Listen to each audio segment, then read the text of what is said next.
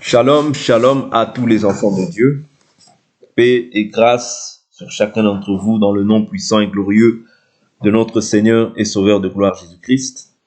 C'est encore un privilège de pouvoir encore partager cette parole. Donc aujourd'hui, nous allons mettre un point virgule sur cet enseignement que nous avons débuté, qui s'intitule « Les trésors de la maison de l'Éternel ». Okay, je répète, les trésors de la maison de l'Éternel. Donc, ce sera la dernière partie. Nous avons essayé réellement, par cet enseignement, de pouvoir apporter un maximum d'informations, quoique on peut toujours compléter, okay, parce que l'enseignement demeure. Mais aujourd'hui, il me semble bon de pouvoir mettre un point virgule. Donc, nous avions vu par les trésors que c'est un objet d'amas précieux. Il n'est pas mauvais d'apporter une connaissance, mais, comme je dis, nous essayons toujours d'apporter la pensée du royaume. Okay? Parce que Jésus dit, mes pensées ne sont pas vos pensées, mes voix ne sont pas vos voix. Donc nous avons vu cela en long et en large, en voyant que la richesse, c'était le fait d'avoir cru au Seigneur, d'être en Christ. Okay? C'est toute une richesse. Mais nous avions essayé de voir cet aspect-là sous la loi. Comment est-ce que sous la loi, ces trésors-là, les trésors étaient dans la maison de l'Éternel. Ouais, parce que notre thème, c'est les trésors de la maison de l'Éternel. C'est-à-dire le fait qu'il y avait la présence de Dieu, parce que sans la présence de Dieu, c'est un trésor, mais c'est un trésor qui n'a de la valeur que pour les choses de la terre. Okay? C'est-à-dire si on enlève les choses de Dieu, c'est-à-dire c'est un trésor que même les nations ont en partage. Okay? Les nations n'ont rien de différent avec nous. Mais le fait qu'il y ait Dieu, ça met la distinction. C'est-à-dire que nous pouvons avoir, c'est-à-dire nous avons le véritable trésor qui est le Christ. Mais si maintenant nous avons des trésors aussi dans la chair, ce n'est pas quelque chose de mauvais. Parce que la Bible nous dit que, Agé chapitre 2, l'or et l'argent appartiennent à l'Éternel. Okay? Donc, ici, nous voulons comprendre que la première richesse que détenaient les Israélites, c'était le fait d'avoir Dieu. C'était leur gloire, c'était leur fierté. Et nous avions vu cela aussi sous la grâce, que nous qui avons reçu maintenant le Christ, la plus grande des fiertés que tu puisses avoir, ce n'est pas d'avoir construit une maison, ce n'est pas d'avoir voyagé, ce n'est pas d'avoir multiplié richesse après richesse, des richesses matérielles bien sûr, mais la plus grande richesse que tu puisses avoir, la plus grande fierté que tu puisses avoir, c'est d'être réconcilié avec ton Créateur. Parce que le fait que maintenant toi tu as reçu Christ en partage, c'est ça la véritable richesse. C'est ça qui fera que tu ne verras pas la colère de Dieu. Okay? Tu ne verras pas la colère de Dieu, mais tu demeures dans l'amour de Dieu. C'est-à-dire quand tu demeures en lui, tu demeures dans son amour. Okay? Parce que Dieu a aimé Jésus. Jésus a déversé son amour dans l'Église. Voilà pourquoi quand tu demeures en lui, l'amour de Dieu demeure automatiquement en toi. Mais quand tu ne demeures pas en lui, tu ne verras pas l'amour de Dieu, mais tu verras plutôt la colère de Dieu demeurer sur toi. Voilà pourquoi je dis que le premier trésor qui va subsister jusque dans la vie éternelle, c'est le fait que toi maintenant tu sois une nouvelle créature et que tu sois scellé du Saint-Esprit. Parce que le Saint-Esprit, c'est le gage de notre héritage. Oui? Le fait que tu as le Saint-Esprit, tu ne verras pas la colère de Dieu. Oui? Tu ne verras pas la colère de Dieu. C'est pour ça que je vous dis que c'est ça la véritable richesse. La connaissance que tu as de Dieu. La sagesse, parce que l'Esprit de Dieu, c'est l'esprit d'intelligence, l'esprit de sagesse, l'esprit de force. Toutes ces choses-là, ce sont une richesse. Parce que la Bible nous dit dans Psaume 82, ils n'ont ni intelligence ni connaissance, ils marchent dans les ténèbres. Vous voyez, c'est-à-dire la connaissance et l'intelligence, ce n'est pas les ténèbres, mais c'est la lumière en réalité. Et la lumière que nous possédons, c'est Christ, parce que c'est lui qui est la lumière du monde. Mais maintenant, lui qui est la lumière du monde, quand il vient habiter en toi, il fait aussi de toi une lumière. Pourquoi? Pour que les ténèbres soient estompées. Parce que l'opposé des ténèbres, c'est la lumière. Et je vous ai dit que l'œuvre de séparer les ténèbres avec la lumière, Dieu l'a fait au commencement. Nous l'avons vu dans Genèse. Vous voyez, c'est-à-dire que Dieu, quand il vient, il dit, Dieu trouva que la lumière était bonne. Vous voyez, il sépara les ténèbres d'avec la lumière. C'est ce que Dieu fait, en fait, quand il vient dans ta vie. Il doit séparer tout ce qui est vil, vous voyez, tout ce qui est vain, de tout ce qui est spirituel. Vous voyez. Pourquoi? Parce qu'on ne peut pas donner les richesses à un chien. Mais on les donne aux saints.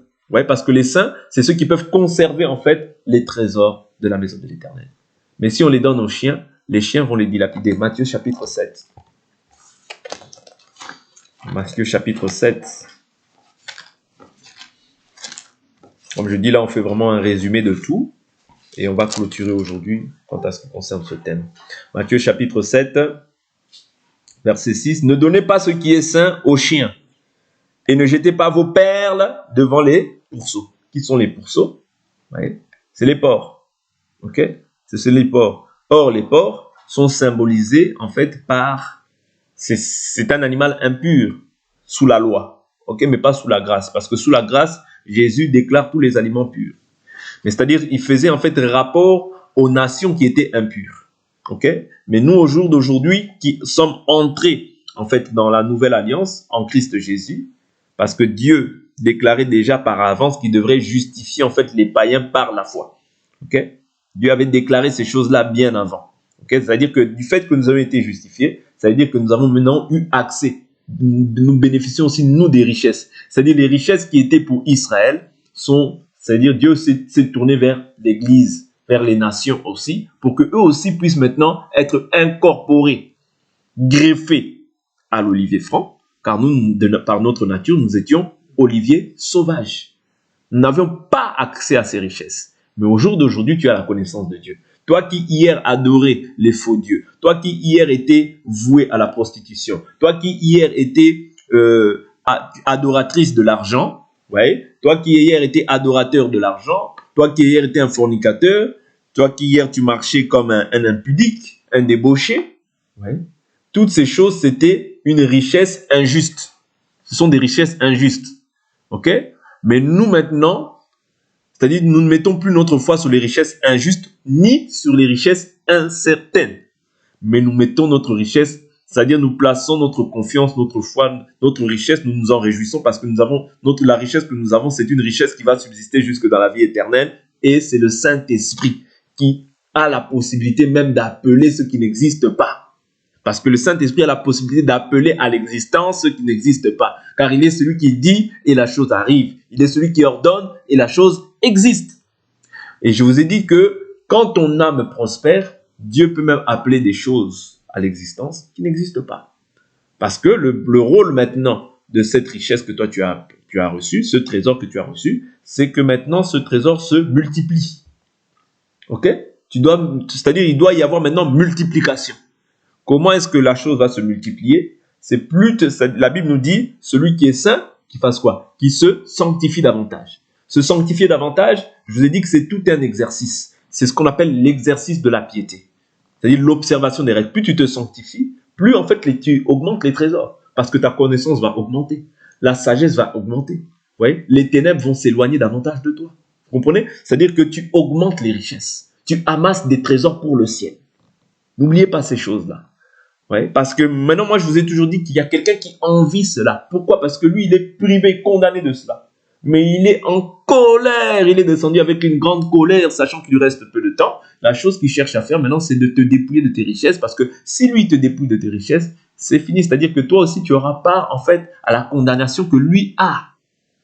C'est-à-dire, toi, tu as encore la possibilité, même lorsque tu as mal fait, de pouvoir te repentir et de réparer avec Dieu. Mais lui, c'est terminé. Et cet individu-là, c'est le diable. Il est descendu avec une grande colère. Lui et ses démons. C'est-à-dire que voilà pourquoi ils savent que pour eux, la vie éternelle, c'est fini. Vous comprenez? Voilà pourquoi la chose qu'il essaye de faire, c'est de te dépouiller de tes richesses.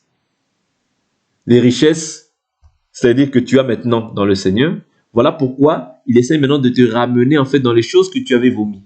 La colère, la haine, la jalousie, l'orgueil, la débauche, les injures, toutes ces choses-là qui sont des richesses injustes. C'est-à-dire que tu chérissais, que tu nourrissais avant la croix. Mais maintenant que tu es passé, c'est-à-dire que tu es passé par la croix, tu ne peux plus chérir les choses que tu as vomies. Pourquoi? Parce que sinon la lumière qui est en toi, les trésors qui sont en toi vont devenir ténèbres. Or, quand c'est ténèbres, on ne sait plus distinguer si c'est de Dieu ou si c'est du diable. Comprenez? C'est-à-dire, c'est ça le danger, en fait, que les richesses que nous ayons soient ténèbres. C'est-à-dire qu'on ne sache plus distinguer, est-ce que les richesses qu'elle a, je ne comprends pas. Elle est censée avoir les richesses, mais elle est encore dans des mini-jupes. Je ne comprends pas. Elle est censée avoir des richesses, mais on voit tous ses seins dehors. Ouais, c'est-à-dire que tu n'as pas encore la connaissance réelle de ce qui est en toi. Mais quand tu as la connaissance, tu te dis que ce n'est plus moi qui vis, c'est Christ qui vit en moi. Ma vie présente dans la chair, je la mène comment? Par la foi au Fils de Dieu. C'est-à-dire que mon corps ne m'appartient plus, mais il appartient à Dieu. Quand tu vois une personne avec la décence, la pudeur, la modestie, on comprend qu'elle conserve les richesses précieuses. Quand tu vois un homme avec les habits déchirés, avec des locks sur la tête, parce que les gens suivent la mode, on comprend qu'il commence à dilapider petit à petit les richesses. Ah ben oui, parce que c'est d'abord des pensées, hein, ok? C'est d'abord des pensées. La pensée, tu la nourris. Ah, je veux faire comme lui. Ah, je veux faire comme lui. Ah, j'ai vu. Ouais. Et je vous ai dit, c'est très mauvais que de copier les païens. Ouais. La mode vient des homosexuels. La mode que vous voyez vient des homosexuels. Voilà pourquoi quand tu vois même la mode, prends ça avec des pincettes. Prends ce qui correspond avec ta foi. Ouais. Prends ce qui s'accorde avec ce que Paul, Jacques, Jean dit. Sinon, tu vas être en abomination à l'Éternel. Ouais. Tu verras des gens aujourd'hui qui mettent des locks, qui font des locks sur la tête. C'est la mode, donc on laisse beaucoup de cheveux, on commence à faire, oui, je fais un peu des boules. Non, non, non. Pourquoi? Parce que tu veux te garder pur. Se garder pur, c'est d'abord intérieur, mais c'est aussi extérieur. Que les gens disent que tu es pharisien, on s'en moque. Que les gens disent que tu es dur, on s'en moque. Reste dans ce qui est écrit. Oui. Notre Dieu ne change pas. Les époques peuvent changer. Les gens peuvent changer. Les mondes peuvent changer. Mais nous restons fidèles à ce qui est écrit. C'est-à-dire, si Jésus ne change pas, toi aussi ne change pas. Si Jésus n'ajoute pas, toi aussi n'ajoute pas, ne retranche pas. Oui. Restons dans ce qui est écrit pour notre salut. C'est très important. Oui. Parce qu'au jour d'aujourd'hui, en fait, comme je vous ai dit que les gens ont la démangeaison d'entendre un évangile qui lui est agréable. Oui. C'est ça que la Bible nous dit. Dans les temps de la fin, les gens auront la démangeaison d'entendre des choses qui sont agréables. C'est-à-dire des choses qui plaisent. Mais ce qui te plaît, comme ça plaît à ta chair, ça ne plaît pas à Dieu. Je vous assure. Quand l'évangile commence à te plaire, quand tu commences à sourire par rapport à l'évangile, je crois qu'il y a quelque chose qui ne va pas. Parce que l'évangile ne peut pas plaire à la chair. Je vous assure, l'évangile ne peut jamais, mais jamais plaire à la chair. Au contraire, ce que Dieu vient combattre en toi, c'est les désirs de la chair, qui s'opposent aux désirs de l'esprit. Parce que les désirs de l'esprit, c'est là où il y a les richesses. Quelqu'un qui marche charnellement, mais qui vient, il entend l'évangile, il est dans la joie, il y a un problème. Parce que Dieu doit combattre, en fait, ceux qui l'affectionnent selon la chair. C'est-à-dire, tant que Dieu n'a pas mis KO, il ne plaît pas encore à Dieu. Parce que Dieu doit dominer sur toi. Est-ce que vous comprenez? Voilà pourquoi beaucoup de prophètes, notamment même le prophète Jérémie, dès qu'il prophétisait, dès qu'il parlait, oui, la chose qu'on faisait, c'est quoi? C'est qu'on cherchait à le tuer. À mort! À mort un tel homme! À mort! Oui, pourquoi? Parce que la parole ne plaît pas à l'homme qui vit selon la chair. Cette parole ne peut jamais plaire à l'homme qui vit selon la chair. Elle peut plaire à l'homme qui vit selon l'esprit. Mais celui qui vit selon la chair, elle ne peut pas lui plaire. Voilà pourquoi celui qui annonce le message est souvent persécuté. Voilà pourquoi Paul dit, suis-je devenu votre ennemi à cause de la vérité? Vous comprenez? C'est-à-dire cette parole, en réalité, quand tu as les trésors, pour plaire à une personne qui est païenne, c'est difficile. C'est-à-dire que vraiment, je pense que quand tu t'examines vraiment, il y a quelque chose, tu as ouvert une porte. Parce que nous sommes établis pour la vérité et dans la vérité. Vous voyez? Or, il n'y a pas de mensonge dans la vérité.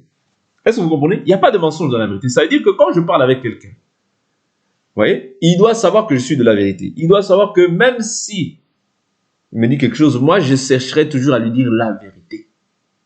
Parce que c'est la vérité qui nous rassemble. Vous voyez? C'est la vérité qui nous rassemble, pas le mensonge. Si je commence à dire le mensonge, c'est-à-dire que je commence à être ténèbres. C'est-à-dire que je prends quelque chose que je suis censé avoir rejeté.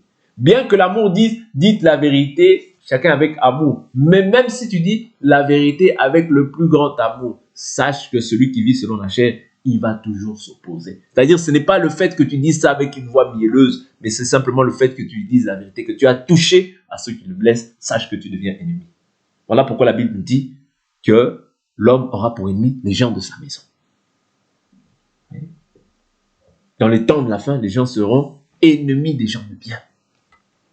Les gens de bien à la surface de la terre, ce sont les saints. Parce que c'est nous qui détenons, en fait, c'est nous qui sommes la lumière. Oui. Or, la Bible nous dit quoi? Quand le Saint-Esprit viendra, il fera quoi? Il convaincra le monde de péché.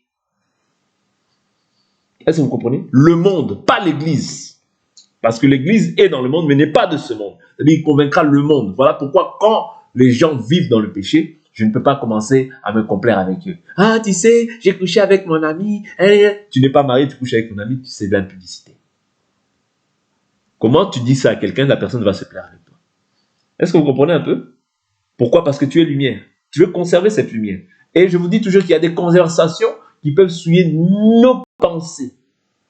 Voilà pourquoi la Bible nous dit, purifiez-vous des souillures de l'esprit et de la chair.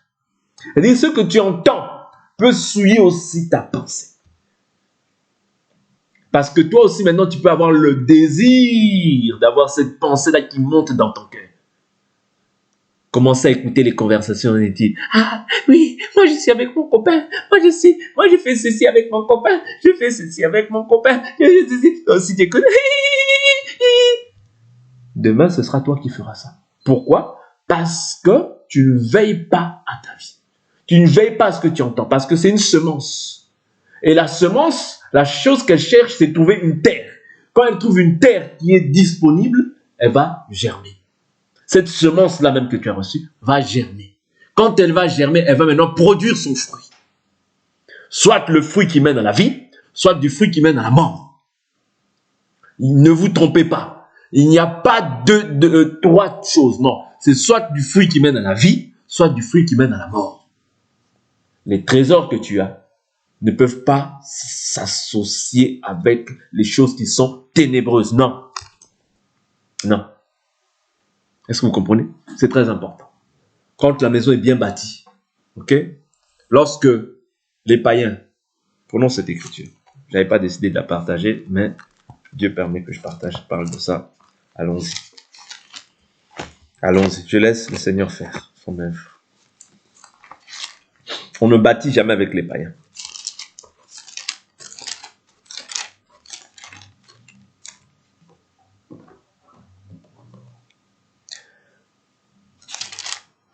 Merci Seigneur, parce que j'avais oublié moi-même cette écriture, mais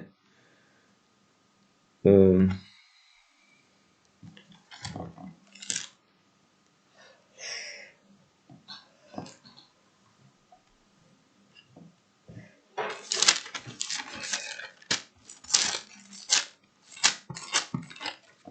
cherche l'écriture, je vais la trouver. Je vais la trouver. Si le Seigneur a permis de me rappeler cette écriture, je vais la trouver.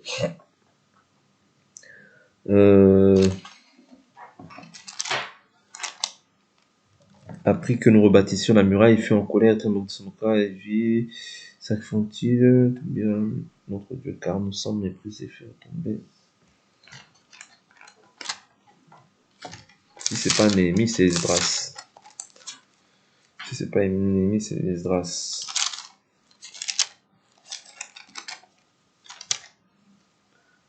Voilà. Voilà. Esdras chapitre 4, verset 1. Les adversaires de Juda et de Benjamin apprirent que les anciens déportés bâtissaient un temple à l'Éternel, le Dieu d'Israël. Ils s'approchèrent de Zorobabel et des chefs de famille et leur dirent, nous bâtirons avec vous, car comme vous, nous invoquons votre Dieu. Est-ce que vous comprenez? Nous bâtirons avec vous, car comme vous, nous invoquons votre Dieu. Mais qu'est-ce que dit l'Écriture au début? Les adversaires. Ok? Ils s'approchèrent de Zorobabel et des chefs de famille et leur dirent, nous bâtirons avec vous, car comme vous, nous invoquons votre Dieu et nous lui offrons des sacrifices depuis le temps d'Essar-Hadon, roi d'Assyrie, qui nous a fait monter ici. Mais Zorobabel Josué et les autres chefs des familles d'Israël leur répondirent, « Ce n'est pas à vous et à nous de bâtir une maison pour notre Dieu. Nous bâtirons nous seuls pour l'Éternel, le Dieu d'Israël, comme nous l'a ordonné le roi Cyrus, roi de Perse. » Alors les gens du pays découragèrent le peuple de Juda, ils l'intimidèrent pour l'empêcher de bâtir. Et ils gagnèrent à prix d'argent des conseillers pour faire échouer son entreprise. Il en fut ainsi pendant toute la vie de Cyrus, roi de Perse, et jusqu'au règne de Darius, roi de Perse. Sous le règne d'Assyrus, au commencement de son règne, il écrivit une lettre d'accusation contre les habitants de Juda, de Jérusalem. Et du temps d'Artaxerxès, Bishlam, Mithrédat, Tabil et le reste de leurs collègues écrivirent à Artaxerxès, roi de Perse. La lettre fut écrite en caractère araméen et traduite en araméen. Réhoum, gouverneur de Shimshai, secrétaire, écrivirent au roi Artaxerxès la lettre suivante concernant Jérusalem, savoir Réhoum, gouverneur Shimshai, secrétaire et le reste de leurs collègues, ceux de Din, d'Arphaxatak, de Tarpel, d'Apharas, d'Érec, de Babylone, de Suse, de Déa, d'Élam, et les autres peuples que le grand et illustre Osnappar a déportés et établis dans la ville de Samarie, et autres lieux de ce côté du fleuve, etc.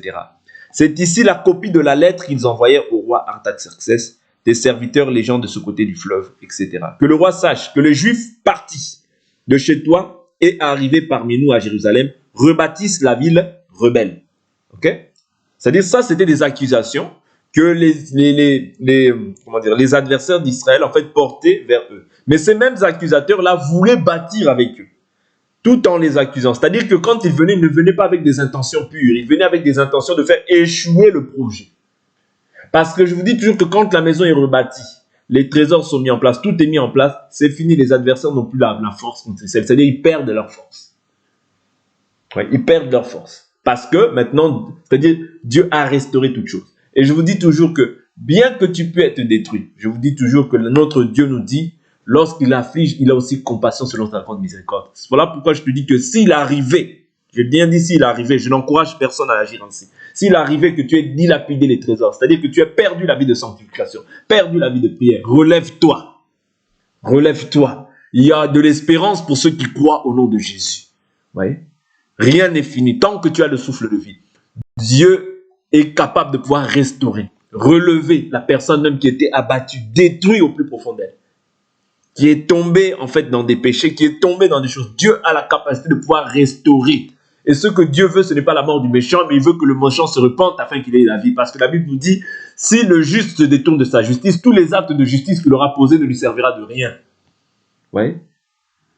Et si l'injuste se détourne de son injustice, lui, il sera sauvé. Vous comprenez? C'est-à-dire que s'il arrivait que tu étais maintenant, tu t'es devenu maintenant injuste par tes œuvres, par ton comportement, reviens à l'Éternel.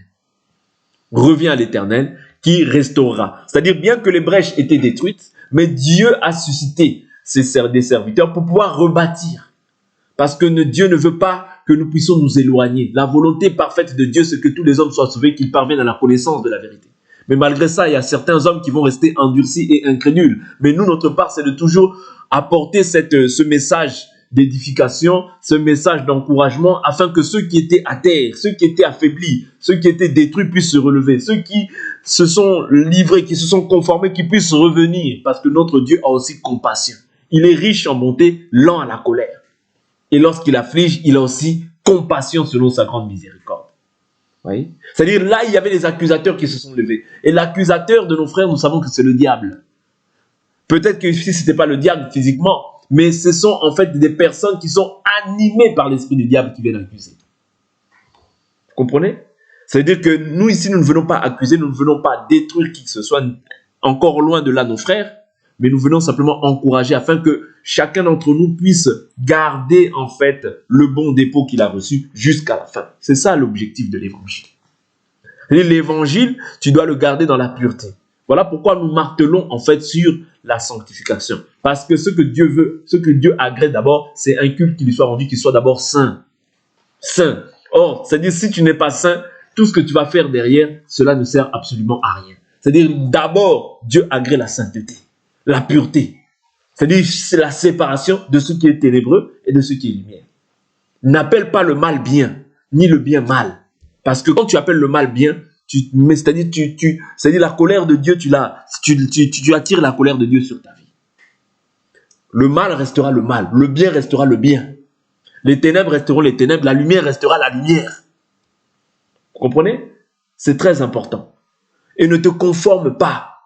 Ne crois pas que Dieu a changé. Oh mon Dieu, maintenant, au jour d'aujourd'hui, il ne frappe plus, c'était au temps de la loi. Dieu frappe. Parce que qui est-ce qui a frappé Ananias et Saphira? C'est au temps de la grâce. On ne se moque pas de Dieu. Ce qu'un homme aura semé, il le moissonnera aussi. Ici, on vient simplement éveiller les consciences afin que chacun soit à même de pouvoir être conscient de ce qui est bon, de savoir ce qui est bon et ce qui est mauvais. De ne pas, en fait, prendre à la légère son salut, mais de prendre son salut au sérieux. Parce qu'il y a une espérance. Mais l'espérance, nous devons l'attendre avec persévérance. Nous ne pouvons pas l'attendre dans les souillures. Nous ne pouvons pas l'attendre dans le mélange. Non, notre Dieu n'a jamais été un Dieu de mélange. Jésus dit, celui qui n'est pas avec moi est contre moi. Celui qui n'assemble pas avec moi, qu'est-ce qu'il fait? Il disperse. Oui. À la différence des hommes qui peuvent être un peu hypocrites dans leur manière de faire, mais Dieu est direct. Okay. Si tu m'aimes, garde mes commandements. Il n'y a pas d'autre chose. Tu m'aimes, tu gardes mes commandements. Tu m'aimes pas, tu gardes pas mes commandements. C'est simple. Oui. C'est aussi simple que ça. C'est-à-dire ici, on voit maintenant que ceux qui n'étaient pas en fait destinés à pouvoir rebâtir le temple voulaient en fait s'associer avec Israël. Mais pourquoi en réalité? Pour venir détruire. Voilà pourquoi je vous dis qu'il y a des faux frères aussi. Il y a des faux frères, des gens qui s'introduisent dans la bergerie, mais qui viennent simplement pour nuire, pour détruire, pour chercher à semer la zizanie, le désordre, pour chercher à t'accuser. Ce sont des faux frères. Oui. Paul était en danger parmi les faux frères. Est-ce que vous comprenez? Il y a des faux frères. Oui. Voilà pourquoi nous devons beaucoup demander le discernement à Dieu. De savoir de quel esprit cette personne est animée. Parce que tout le monde dit Jésus, Jésus, Jésus. Parce qu'ils disaient qu'ils invoquent le nom de notre Dieu. Vous voyez? Mais en réalité, l'intention, la motivation, vous voyez, était tout autre. C'est-à-dire, elle était là pour pouvoir, en fait, la motivation était de chercher à pouvoir détruire en réalité. Semer la zizanie. Vous comprenez? C'est-à-dire, c'est pourquoi nous comprenons aussi qu'il y a des faux frères. Même, c'est-à-dire, le même esprit qui agissait, c'est le même esprit qui agit aussi aujourd'hui. Ça ne change pas. Ça ne change pas. C'est le même esprit qui agit aujourd'hui. Les gens viendront en peau de brebis, mais en dedans, ce sont des loups ravisseurs. Ils viendront avec l'apparence de Jésus. Moi, je suis votre frère. Je suis votre frère. Mais dès lors où tu dis la vérité, cette personne se fâche. Pourquoi? Ils n'ont pas en eux l'amour de la vérité pour être sauvés. Je suis votre sœur, je suis votre sœur. Sœur, tu vis dans le péché, repens-toi. Oh, eux, ils sont trop durs. Ouais. Je préfère aller prendre un pasteur au Congo. Parce qu'il va me dire ce que moi je veux. Il ne va pas me dire de me repentir de mon impudicité. Vous comprenez? C'est ça aujourd'hui les temps que nous vivons. Voilà pourquoi si nous ne sommes pas alertes face à toutes ces choses-là, nous allons aussi être emportés par ces vents-là. C'est-à-dire nous allons plutôt chercher à plaire aux hommes plutôt qu'à Dieu. Et si tu cherches à plaire aux hommes, tu as tout perdu. C'est-à-dire tu as perdu le ciel. Or, si nous nous assemblons, c'est pour le ciel. Ouais. Mais si tu cherches à plaire à un homme, ouais, c'est fini. En fait, tu t'es mis Dieu à dos. Et Dieu peut te permettre que aussi, l'homme là, il se mette aussi à dos à toi. Ouais. C'est pourquoi cherche à plaire à Dieu. Cherche à plaire à Dieu. Ouais. Cherche à plaire à Dieu. Peu importe ce que les gens disent de toi. Peu importe d'ailleurs que les gens disent du bien, que les gens disent du mal. Toi, tu es venu seul au monde. Tu partiras aussi seul. Tu ne pourras rien apporter. Tu ne pourras rien emporter. Tu es né seul. Tu dois mourir aussi seul. Voilà pourquoi cherche à plaire à celui qui t'a enrôlé, à celui qui t'a appelé, à celui auprès de qui tu rendras des comptes. Cette même personne aujourd'hui avec qui tu es bien, demain peut te tourner le dos. Et quand il va te tourner les dos, tu vas revenir vers Dieu. Si Dieu ne veut plus de toi, tu vas faire comment? Comprenez? Cherche à plaire à Dieu. Cherche à plaire à Dieu. Conserve ce que Dieu a mis en toi. Garde-toi pur. Cherche pas à plaire aux hommes. Les hommes changent, sont changeants. Aujourd'hui, il est bien, demain, il devient ton ennemi. Ça, c'est l'homme. Le cœur de l'homme est tortueux, méchant par-dessus tout. Qui peut le connaître si ce n'est Dieu seul? Vous voyez? Mais Dieu reste le même. Dieu reste fidèle. Même si nous demeurons infidèles, lui demeure fidèle car il ne peut se renier. Vous comprenez? C'est pourquoi gardons jalousement ce que nous avons reçu. C'est pour ton bien. Je vous dis toujours, Dieu a dit, je te conseille de choisir la vie afin que tu vives et que tu sois heureux. Dieu te conseille. Il dit, j'ai placé devant toi la mort et la vie. Je te conseille de choisir la vie. La vie, c'est ça. C'est ce que nous partageons là. C'est ça la vie. En dehors de ça, c'est la mort. Je vous dis la vérité, c'est la mort. Tu vas aller dans... C'est la mort. Et la Bible nous dit, Proverbe 14, verset 12, « Telle voie paraît droite à un homme, mais son issue, c'est la voie de la mort. » Il y a beaucoup d'issues qui mènent à la mort. Mais il y a un seul chemin qui mène à la vie. Jésus a dit, « Je suis le chemin, la vérité et la vie. » C'est en lui que sont toutes les richesses. Ouais. Voilà pourquoi la Bible nous dit, « Nous sommes bénis de toutes sortes de bénédictions dans les lieux célestes en Christ, pas en un autre nom. » Il n'y a de salut en aucun autre, car il n'y a sous le ciel aucun autre nom donné parmi les hommes par lequel nous devons être sauvés. Ton salut est plus précieux que tout. Ton salut est plus précieux que tes enfants. Ton salut est plus précieux que ton mari. Ton salut est plus précieux que ton travail. Ton salut est plus précieux que tout. Oui. Personne ne peut te sauver si ce n'est Dieu. Oui. Dieu envoie simplement, c'est-à-dire, il envoie simplement des serviteurs pour vous rappeler sa parole, afin que cette parole soit imprégnée en vous, afin que vous ne puissiez pas mettre foi à tout esprit, afin que vous ne vous détourniez pas vers des choses qui ne sauvent pas. Là où c'est la pauvreté. Parce que si tu quittes la richesse, moi je n'ai jamais vu un riche qui veut être pauvre, hein. Mais je vois des chrétiens qui veulent aller aller imiter les païens. C'est incompatible. Toi, tu es chrétien, tu es un saint, tu as la richesse. Ouais, tu as la richesse. Mais demain, tu vas te convertir à l'islam. Tu vas te convertir à une religion kémite. Tu vas te convertir à... Mais c'est incompatible. C'est incompatible. C'est en Christ que demeurent toutes les richesses. C'est en Christ. Oui. C'est en Christ. Maintenant, toi, tu préfères aller... Oh non, moi, depuis que je suis petit, on me parle de Jésus. Je préfère aller un peu vivre dans les boîtes de nuit. Toi, tu as la vie, tu veux aller dans la mort. C'est incompatible. Vous voyez, il y a des choses qui sont de l'ordre de l'incompatibilité. Oui. Il y a des choses qui sont de l'ordre de l'incompatibilité. Dieu, quand il t'appelle, doit séparer, faire une œuvre de séparation d'abord. Pour que tu lui sois agréable. Dieu est saint. Oui. Dieu est saint. Ce que Dieu veut, ce que nous nous sanctifions. C'est notre sanctification. Oui. Puisque celui qui vous a appelé est saint, demeurez saint dans toute votre conduite. La sainteté doit nous accompagner partout. Je suis à la maison, je suis saint. Je suis au travail, je suis saint. Je suis en vacances, je suis saint. Je suis aux toilettes, dans la douche, partout, je suis saint. Je suis dans ma chambre à coucher, je suis saint. La sainteté, c'est un style de vie. Ouais. C'est une nature que nous avons revêtue. C'est le Christ en nous, mais maintenant doit te pousser à observer toutes les actions que tu poses. Est-ce que ça, c'est agréable ou ce n'est pas agréable au Seigneur? Ouais, c'est ça. C'est-à-dire la sainteté, c'est toute une nature, mais que nous devons nous efforcer maintenant à mettre en pratique. Parce qu'il doit y avoir aussi l'effort, c'est-à-dire s'efforcer à pouvoir maintenant pratiquer la justice, être droit, être bon, être éloigné du mal, de la duplicité, des gains honteux. Toutes ces choses-là, nous devons nous en dépouiller afin que Dieu soit glorifié dans nos vies. Et faisons attention. Parce que la Bible nous dit, n'aimez pas le monde, ni les choses qui sont dans le monde. Pourquoi? Si tu aimes le monde, ouais, l'amour du Père n'est pas en toi. Pourquoi? Parce que dans le monde, il y a quoi?